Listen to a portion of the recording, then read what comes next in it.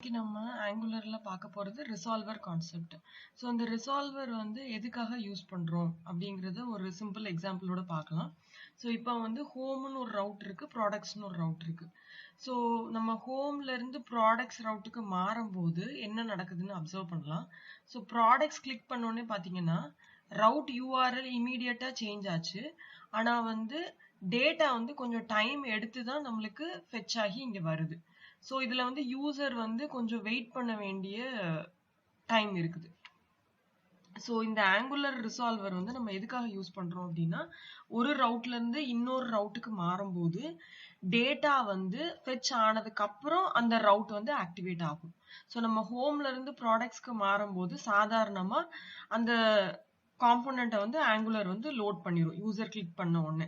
ஆனா அந்த ரிசால்வர்ல என்ன நடக்கும் அப்படின்னா, யூசர் அந்த லிங்கை கிளிக் பண்ண உடனே நம்ம டைரக்டா அந்த காம்போனண்ட்டை லோட் பண்ணாம ஆங்குலர் வந்து ஒரு இன்டர்ஃபேஸ், ஒரு சர்டன் கோட் இருக்கும், அது இந்த ரிசால்வ் இன்டர்ஃபேஸ் மூலமா அதை எக்ஸிக்யூட் பண்ணி அந்த டேட்டாலாம் நம்மளுக்கு ஃபெட்ச் ஆனதுக்கு அப்புறம் தான் அந்த காம்போனண்ட்டை நம்ம வந்து லோட் பண்ணுவோம். ஸோ இந்த ரிசால்வர் இன்டர்ஃபேஸை வந்து நம்ம வந்து டிஸ்கிரைப் பண்ணணும் ஆங்குலர்ல. ஸோ ரிசால்வர் எப்படி நம்மளுக்கு கிடைக்கும் அப்படின்னா, இந்த ரிசால்வ் இன்டர்ஃபேஸ் டிஸ்கிரைப் பண்றது மூலமா, அப்புறம் இந்த ரிசால்வ் இன்டர்ஃபேஸ் வந்து கண்டிப்பா ஒரு வேல்யூ அல்லது அப்சர்வபிள் ரிட்டர்ன் பண்ணணும். ஸோ அந்த ரிட்டர்ன் பண்ண அப்சர்வபிள்ல தான் நம்மளுக்கு நம்மளோட டேட்டா கிடைக்கும். அதை வந்து நம்ம ப்ராடக்ட்ஸ் ரவுட்டுக்கு நம்ம லோட் பண்றோம்.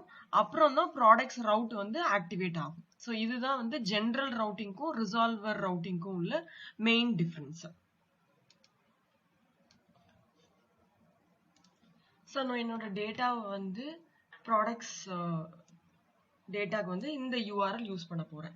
ஸோ இந்த யூஆர்எல்ல பேஸ்ட் பண்ணிட்டு நம்ம சர்வீஸ்ல இந்த டேட்டாவை கெட் பண்றதுக்கு நம்ம HTTP கிளைண்ட் யூஸ் பண்ண போறோம். ஸோ யூஆர்எல்னு ஒரு வேரியபிள் டிக்ளேர் பண்ணிக்கிறேன். ஸோ நான் இந்த யூஆர்எல்ல டிஸ்கிரிப்ஷன் பாக்ஸ்ல கொடுக்குறேன், நீங்களும் அதே மாதிரி யூஸ் பண்ணிக்கலாம். அடுத்தது நம்மளுக்கு இந்த டேட்டாவை ஃபெட்ச் பண்றதுக்கு HTTP கிளைண்ட் வேணும். ஸோ அதுக்கு HT அப்படிங்கிற ஒரு லோக்கல் வேரியபிளை கிரியேட் பண்ணிக்கிறேன், HTTP கிளைண்ட். அதுக்கு அடுத்தது நம்ம ஒரு மெத்தட் யூஸ் பண்ணலாம். For example get products. நீங்க என்ன மெத்தட் நேம் வேணாலும் யூஸ் பண்ணிக்கலாம். ஸோ இந்த மெத்தட்ல நான் வந்து என்னோட ப்ராடக்ட் யூஆர்எல்ல இருந்து எல்லா டேட்டாவையும் கெட் பண்ணிக்க போறேன். ஸோ அந்த this.ht யூஸ் பண்ணிட்டு கெட் மெத்தட். ஸோ கெட்ல வந்து நம்ம யூஆர்எல் யூஸ் பண்ண போறோம். So this.url. ஸோ நம்ம இந்த மெத்தட காம்போனன்ட்ல கால் பண்ணும்போது நம்மளுக்கு இந்த யூஆர்எல்ல இருக்கிற டேட்டா வந்து நம்ம வாங்கிக்கலாம். ஸோ இதுல வந்து எப்பயுமே HTTP வந்து அப்சர்வபிள் ரிட்டர்ன் பண்ணும். ஸோ அந்த அப்சர்வபிளை டிஸ்கிரைப் பண்றதுக்கு நம்ம வந்து இங்க கெட்ல வந்து இந்த ஆங்கிள் பிராக்கெட் போட்டுட்டு, நான் இங்க ஏற்கனவே ஒரு details.model.ts ஃபைல்னு ஒன்று கிரியேட் பண்ணியிருக்கேன். ஸோ இதுல வந்து என்ன டைப் ஆஃப் டேட்டா, என்ன வேரியபிள் நேம்ஸ் அப்படிங்கிறத நான் வந்து இங்க யூஸ் பண்ணியிருக்கேன். ஸோ இந்த டைப் ஆஃப் டேட்டா தான் நான் வாங்க போறேன். ஸோ அதை யூஸ் பண்ணிக்கிறேன் இங்க. ஸோ ஒரு அரேவா வாங்க போறோம், அரே ஆஃப் ப்ராடக்ட்ஸ் நம்மளுக்கு கிடைக்கும். ஸோ இதை வந்து நம்ம ரிட்டர்ன் டைப்புக்கும் யூஸ் பண்ணிக்கலாம், observable.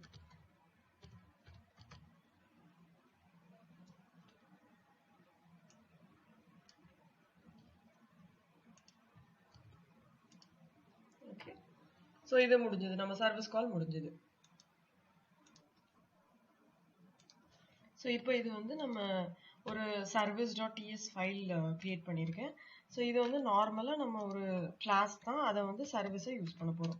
So export class, for example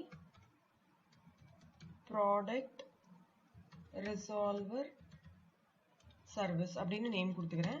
so இந்த சர்வீஸ் வந்து ரிசால்வ் அப்படிங்கிற இன்டர்ஃபேஸை வந்து இம்ப்ளிமெண்ட் பண்ணணும். ஓகே, ஸோ இந்த சர்வீஸ்க்கு வந்து நம்ம இது சர்வீஸ் அப்படிங்கிறனால இந்த கிளாஸ் ஆட் இன்ஜெக்டபிள் வச்சு டெக்கரேட் பண்ணிக்கலாம். Okay, at injectable. ஸோ இந்த ரிசால்வ் இன்டர்ஃபேஸ்க்கு போனோம் அப்படின்னா இந்த ரிசால்வ் இன்டர்ஃபேஸ் வந்து நம்ம இம்போர்ட் பண்ணிக்கலாம் ஆங்குலர் ரவுட்டர்ல இருந்து. ஸோ இதோட டெஃபினிஷனுக்கு இப்போ போனோம் அப்படின்னாக்க இங்கே இந்த ரிசால்வ் இன்டர்ஃபேஸ் வந்து கண்டிப்பாக இந்த மெத்தடும் இந்த ரிட்டர்ன் டைப்பும் வச்சிருக்கணும். ஸோ இதை நம்ம அப்படி காப்பி பேஸ்ட் பண்ணி போட்டுக்கலாம் இங்கே நம்ம. ஓகே, ஸோ இதில் வந்து நம்மளோட ரிட்டர்ன் டைப் வந்து ஒரு அப்சர்வபிளாக இருக்க போகுது. ஸோ மீதி எல்லாத்தையும் நம்ம வந்து எடுத்துடலாம்.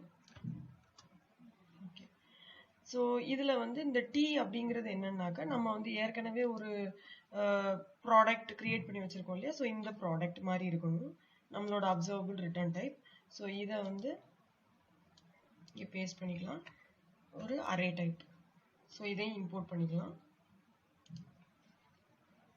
அப்புறம் இங்கேயும் இதே மாதிரி இந்த ரிசால்வ் அப்படிங்கிறதும் இந்த ஜென்ரிக் டெம்ப்ளேட் எடுக்கும்.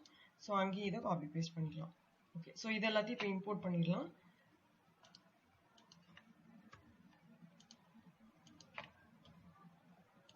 ஓகே, எல்லாத்தையும் இம்போர்ட் பண்ணியாச்சு.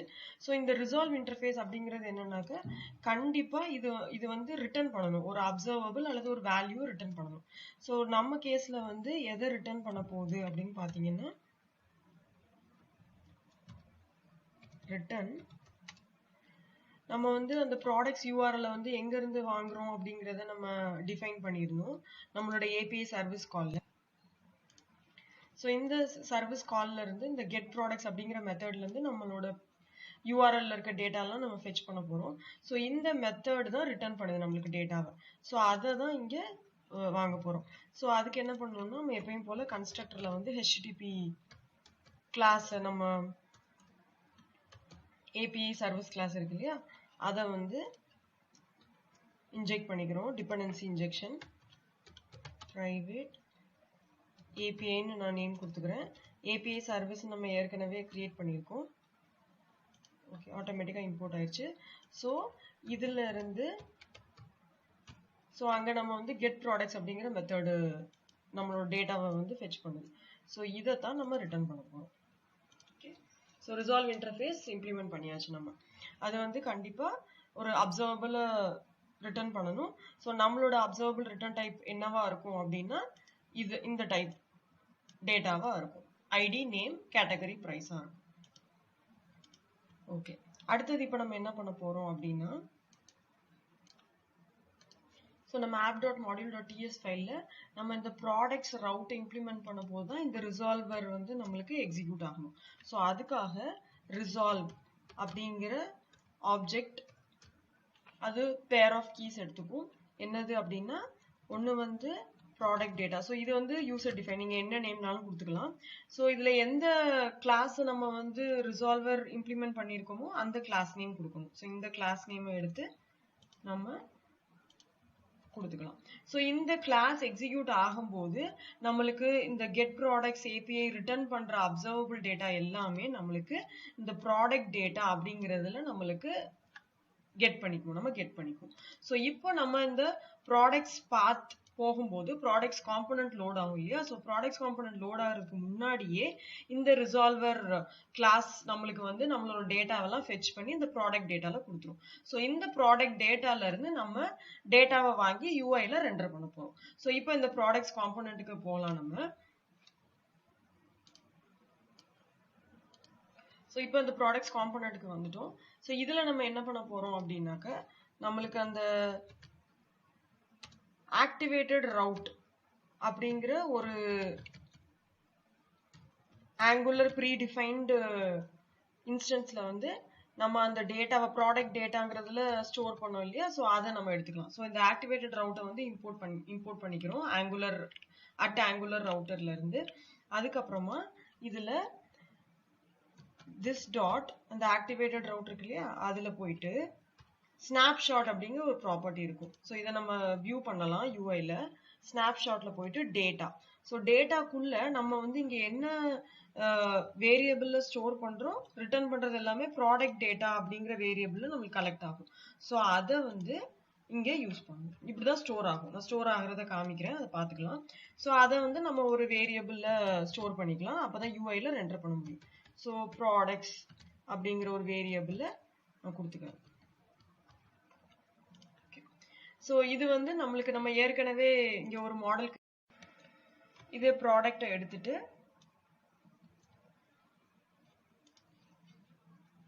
நம்மளோட ப்ராடக்ட்ஸும் இந்த டைப்பா தான் இருக்கணும்.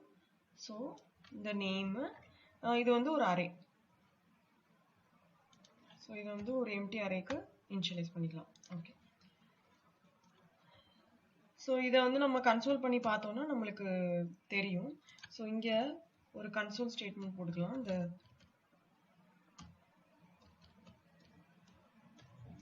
இந்த ஆக்டிவேட்டட் ரவுட்டை வந்து நம்ம ஃபர்ஸ்ட் பார்த்துடலாம் எப்படி இருக்குன்னு.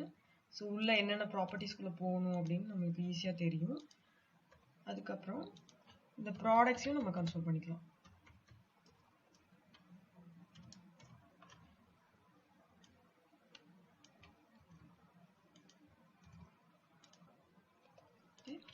ஸோ இந்த ப்ராடக்ட்ஸை வந்து நம்ம யூஐல ரெண்டர் பண்ணணும். ஸோ யூஐல ரெண்டர் பண்ணுறது யூசி ng ஃபார் போட்டுட்டு நம்ம வந்து இந்த லெட் ஒரு வேரியபிள் நேம் ஆஃப் ப்ராடக்ட்ஸ் அதில் போட்டு நம்மள அந்த இது எல்லாத்தையும் நம்ம ஃபெச் பண்ணிக்கலாம். ஸோ இப்போ நம்ம பார்க்கலாம். ஸோ இப்போ எக்ஸிக்யூட் பண்ணதுக்கப்புறம் பார்த்தீங்கன்னா இதுதான் நம்மளோட ஆக்டிவேட்டட் ரவுட் ஆப்ஜெக்ட். ஸோ இந்த ஆப்ஜெக்ட்குள்ள ஸ்னாப்ஷாட் அப்படிங்கிற ப்ராப்பர்ட்டிக்குள்ள நம்மளுக்கு டேட்டா அப்படிங்கிற ஒரு ப்ராப்பர்ட்டி இருக்கு. அதுக்குள்ளதான் நம்மளுக்கு நம்ம ப்ராடக்ட் டேட்டா அப்படின்னு கொடுத்துருந்தோம் இல்லையா. ரிசால்வர் வந்து எல்லாத்தையும் இந்த வேரியபிளுக்கு ரிட்டர்ன் பண்ணணும் அப்படின்னு. ஸோ அது வந்து கெட் ப்ராடக்ட்ஸ் அப்படிங்கிற ஏபிஐ கால் பண்ணி அந்த ரிசால்வர் நம்மளுக்கு இந்த அரே ஆஃப் 20 ஆப்ஜெக்ட்ஸ். ஸோ நம்ம இந்த யூஆர்எல்ல இருக்கிற 20 ஆப்ஜெக்ட்ஸையும் நம்மளுக்கு வந்து ரிட்டர்ன் பண்ணியிருக்கு. ஸோ அதனாலதான் இந்த பாத்தை நம்ம ஃபாலோ பண்றோம். அந்த activated route dot snapshot dot data அதுக்குள்ள இருக்க ப்ராடக்ட் டேட்டா வேரியபிள். ஸோ அதனாலதான் நம்ம இங்க அந்த பாத்தை எக்ஸாக்டா ஃபாலோ பண்ணியிருக்கோம். ஸோ நம்மளுக்கு அந்த அரே ஆஃப் 20 ஆப்ஜெக்ட்ஸ் இந்த ப்ராடக்ட்ஸ்ல கிடைச்சிருது. இந்த ப்ராடக்ட்ஸை நம்ம லூப் பண்ணி யூஐல ரெண்டர் பண்றோம். ஸோ சிம்பிளா ஒரு டேபிளும் ஒரு டிடி போட்டு அதுல ஐடி, டைட்டில், கேட்டகரி, பிரைஸ் இந்த 4யுமே நான் டிஸ்பிளே பண்றேன். ஸோ இப்போ எக்ஸிக்யூட் பண்ணதுக்கு அப்புறம் பார்த்தோம்னா